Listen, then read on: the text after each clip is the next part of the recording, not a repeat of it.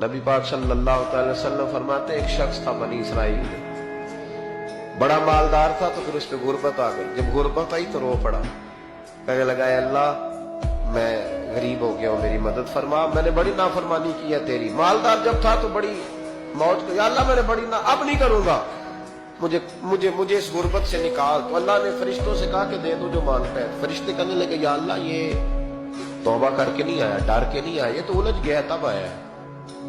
یہ تجھ سے ڈر کے ہوتا ہے نا ایسے کہ لوگ اللہ سے نہیں ڈرتے جتنا غربتوں سے معاذ اللہ ڈرتے، یا اللہ یہ تو وہ الجھ گیا تب آیا۔ تو اللہ نے فرمایا پتہ مجھے بھی ہے، لیکن آ تو گیا ہے، چلو دے دو۔ تو کہا یا اللہ اگر دے دیا تو دوبارہ نہیں آئے گا۔ فرمایا اس کا بھی مجھے پتا ہے، تم دے دو۔ اسے دے دیا۔ جب دولت مل گئی نا تو کہنے لگا وہ تو میں نے اس طریقہ سے ہی استعمال کیا اس لیے کامیاب ہو گیا۔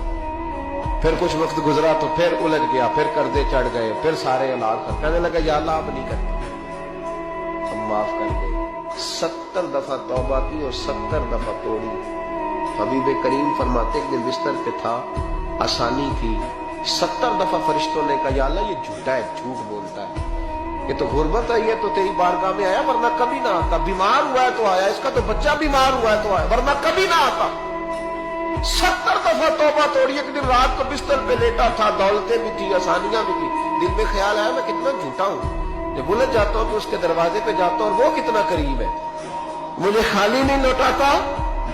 تڑپ اٹھا، آنسو نکل گئے، اٹھ کے مصلے پہ کھڑا ہوا تو رب کریم نے فرشتوں سے فرمایا کھول کے دیکھو دروازے، آج یہ غربت کی وجہ سے نہیں آیا، آج میرا بن کے آیا ہے۔